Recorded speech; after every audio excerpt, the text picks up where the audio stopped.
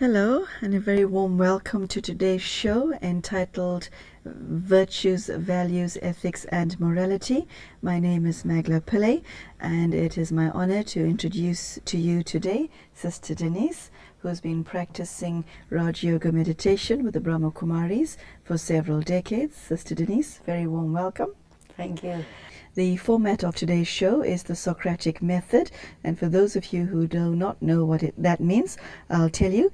It comes from the word Socrates, and it's the philosophical method of systematic doubt and questioning of another to elicit a clear expression of a truth supposed to be knowable by all rational human beings. We will be taking up a wide variety of subjects that is related to morals and ethics.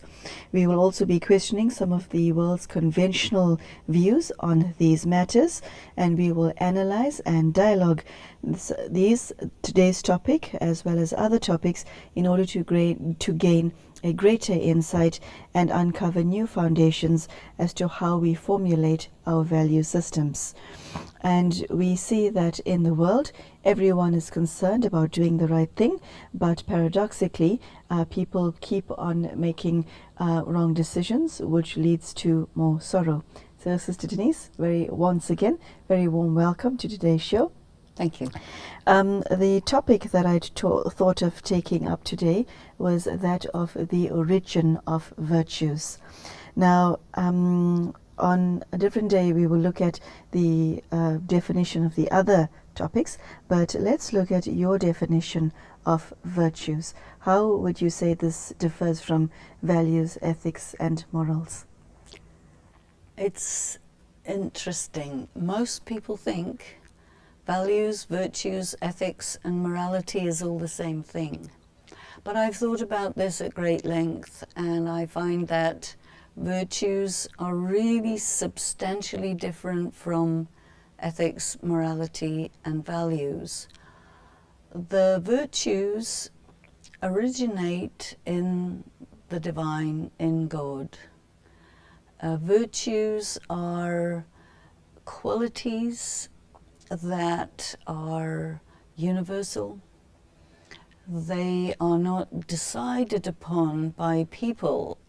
Ethics, values, and morality is something that people think about, they decide about, and they say, this is a good thing. Virtue is different. It's not something that is decided upon. It's something that's more discerned. And what would be a virtue? For example, fearlessness is a virtue. A person who has the virtue of fearlessness, what is wrong with fear? Why is it not a virtue? Is because it makes a person do an action against their conscience, right there. Fearlessness means that a person has the courage of their convictions, and they will be able to remain true to themselves, true to their principles, because of that virtue of fearlessness, which is a part of their personal power as an individual. Take another virtue, kindness. You see, if a person has the virtue of kindness, they will show that virtue in all their dealings. You cannot say to a person, you have to be kind, or you're not allowed to be kind. With values, ethics, and morality, there's all of this should, have to, must, ought, and so they're prescriptive. Sorry, say that again. Should, have to, must, ought. These are the modal verbs, which are very, very connected with these teachings that people give each other. You have to do this, you can't do that. You ought to be like this. Why are you not like that? This kind of thing. A virtue is like a fragrance coming from a person. You can't make a person have a virtue that they don't have. You can't stop a person from having a virtue that they do have. So virtues, I compare them with fragrance. And I think that the origin of virtue is God. So that virtues, I would find all over the world, in all the cultures, very easily recognizable by anyone from any culture. Whereas the values, the ethics, the morality, that is very changeable. They change over time. They change according to the age group a person is in. They change according to culture. Virtues are much more like the divine. They're changeless, they're universal, and they're recognizable anywhere. And so I feel that when we look at the comparison of the origins of virtues and the origins of ethics, value, and morality, we see something very, very different in terms of the origins. Your answer was extremely stimulating. As you were speaking, I couldn't help but wonder, virtues, okay, I have to rephrase this. Is somebody born with virtues, or do you learn them? I want to answer that question. I want you to answer this question in this context. I'm not a patient person. I'd like to be, but I was born impatient. Everyone around me knows that, but I'd like to be patient. So I want the virtue of patience. If you're not born with it, are you doomed for life? Can you learn it? You can learn it. Looking at the source of virtues being God, the divine, the supreme being, when you contemplate upon that being, upon that energy, through that contemplation you're able to actually absorb that virtue into yourself, so that it is something that can be acquired. You can also acquire virtues from other people. You see a person who's patient, you observe them, how they are, how they do it, how they put it into effect, where they use patience where you would be impatient. You observe that. You are able to actually absorb it from another person by observing it and by keeping yourself in their company, because company colors a person, and you can do that. The world that we're living in is such that one sees a lot of people who conduct themselves in a manner that's not virtuous, and yet they're successful. And so somebody looks at themselves and says, if in this situation, if I were to be honest, I would lose out. Whereas if I behave in a dishonest manner, I've got something to gain. So the show is not about philosophy, it's about practicality. How and why would somebody be motivated to put a virtue into their practical life when, if they conduct themselves in such a manner, they would stand to, on the face of things, lose more than they can gain? Well, this is exactly the key to the answer when you said on the face of things. So superficially, they stand to gain, but it's superficial, short-term, temporary. And because it's so superficial, short-term and temporary, it doesn't have that substantial quality of the real. And so why a person is interested in virtue, why they cultivate and develop virtues, is because they understand the long term. The consequences of virtue are that you're always at peace with yourself, you're right with your conscience, you are accumulating fortune of a special kind, not just materialist fortune, but the fortune that comes from having good relationships with people as a result of virtuous conduct. You see, You're creating credit for yourself with people. You're creating credit for yourself with the divine, credit for yourself with nature. And so when you're thinking about these things from a spiritual angle, you're thinking about yourself as in the time span of eternity, I see. Think about being, you gain something at somebody else's expense. That means you're putting yourself in debt. Sooner or later that debt comes up to be paid. And then you have had your short-term gain, but what you have to pay, what you have to give is much, much more than the little bit that you gained. So it's really all about looking at things in terms of the long term. So that means you have to really think of yourself as a soul, as a virtue-based soul, you see, because then you're thinking about yourself in what we call the three aspects of time: the past, the present, the future. There's a continuum, you see. And to be in that continuum means that you're deep down, stable, in your self-respect, in your power, and your conscience is clean and clear, and that is really worth having. Sister Denise, my attraction to spirituality is the fact that you do yourself no harm, nor do you do anyone else harm. Is a virtue if it harms somebody? And by that I mean if somebody asks you for your honest opinion on their brand new decor and you think it's hideous and you say so. Is honesty if it actually hurts someone's feelings? There's a saying. What is the parameters of a virtue? How do you define it? There's a saying that if you tell the truth with anger, it's not the truth anymore, because you pollute it by being harmful. And so a polluted virtue is not a virtue. It becomes a vice.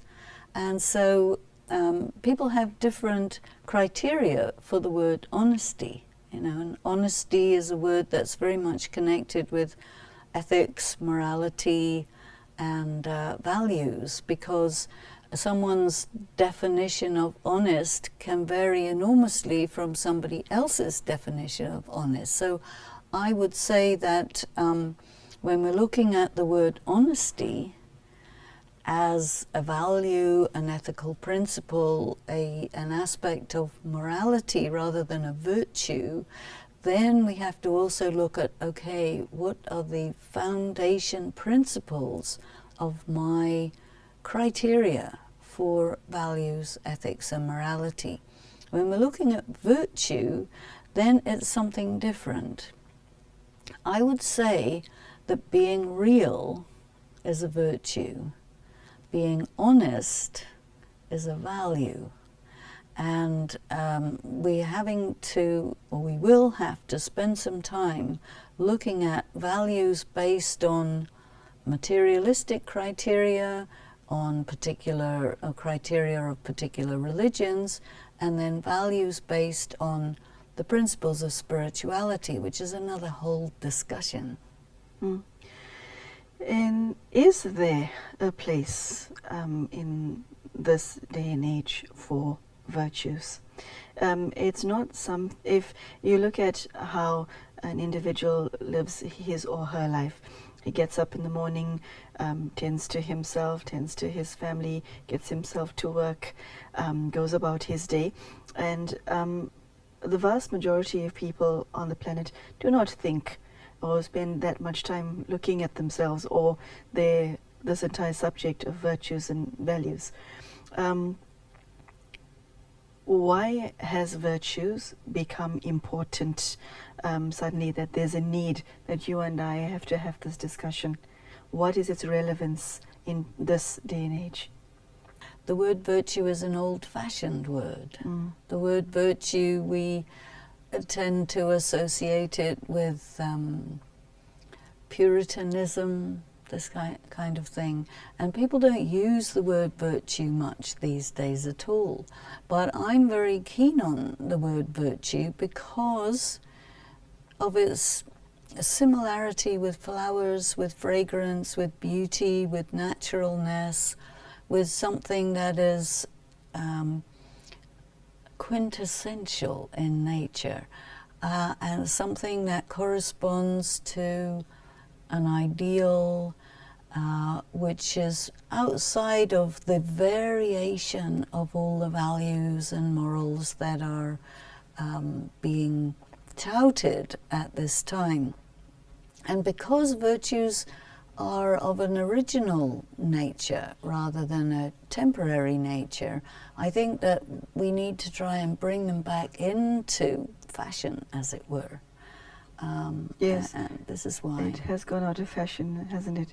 So how would the ordinary person bring back virtues? If I wake up today and I decide I wish to become a virtuous person because I realize it will work for me in the long run, how do I go about becoming such a person while still being real, while still being practical, while still living, as it were, in the real world? Well, you look at some of the different virtues. There's so many words that correspond to the idea of virtues. Sweetness, gentleness. In a way, it's the things about a human being that make them vulnerable, but that also make them beautiful. And the world today is so much of a fight, that you have to fight to survive. So many people are in survival. When people are in survival, you know, the virtues tend to get put aside because people are in an antagonistic relationship with life.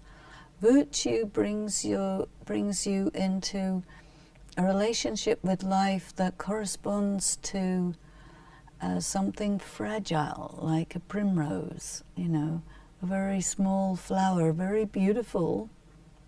But what do people do when they see fragile things? Because of the way the world is at the moment, they break it, you see. Mm. And so people have to be protecting themselves from that. So the virtues can't flourish in that kind of soil, you see. So we have to give substance, give strength to the cultivation of virtue so that they can flourish. Sister Denise, if you're in an environment that's not actually conducive to your own virtuous progress, and I like what you just said now, that when you're virtuous you're also vulnerable, but it can be perceived as a weakness. Okay, how would you become a virtuous person if you are trying to grow in spirit in an extremely hostile environment? I have an idea which I can share with you of how a person builds their stage. Building your stage means what kind of a substantial person you are from within. So at the bottom of your stage, your foundation, I would say, are the original qualities of the soul that are purity, peace, power, love, and bliss. And on that foundation, in that soil, you cultivate your virtues. But because you're in a hostile environment, you need to have the next layer, which is the spiritual powers. And I think that when you draw light, power, substance, strength, real strength from the divine or God, that is what allows you to develop the virtues, because you're not weak, and then it doesn't matter whether you're perceived as weak or not, because you're not. When people are weak and they develop virtues, that gets easily smashed because the person's weak. So I think that the process of developing oneself in terms of virtue has to take place simultaneously with developing oneself in terms of power. So we have this whole question, it was a very tricky question of empowering the self personally. So if one decides that you're going to walk the spiritual path and you want to become a virtuous person, do you as a beginner apply thought to it? Do you wake up today and decide, today I'm going to bring out all my kindness and show kindness to whoever sees me? Is virtue is it theory? Is it verbal? Is it action? Is it a habit? All of the above? I think it's all these things, and I think virtue is something that you cultivate. This is why I keep on mentioning this analogy of flowers. You know, when you want to make a garden, and you can think of the reference that is very often made to Voltaire's book Candide, the French philosopher from the 18th century. He, after all is said and done, came to the conclusion that the most important thing in life is to cultivate your garden, which means cultivate the garden of your character, which means virtues. If you're a gardener and you want to make roses, lilies, orchids, whatever it is, you have to care for them, you have to give them sunshine, water, love, all of these things. So it's really about doing this for yourself. What you just described requires a certain level of ambition, because this seems to be a lifelong thing, not just a 1 or 2 day thing. One either has an ambition to do something or you don't. How would one cough up ambition to become the person that you just said? Because what you just described sounds like painstaking work, emphasis on pain. How does one get there? Well, it's about success, isn't it? You know, the people, when they're young, they're encouraged to tell, okay, when you grow up, what do you want to be? And they're taught that it's about your career, it's about your impact in the world, it's all about doing. It's not really about being, even though the question is, what do you want to be? The real thing that's being asked is, through what method do you want to earn money so that you can say that you're a successful person because of your command of money and social influence and all of this. Now what we're doing here is we're saying, what do you want to be is not what do you want to do. What do you want to be is, what kind of human being are you? People don't really know themselves because the culture that we live in mitigates against it. Now, when you start to think, okay, who am I?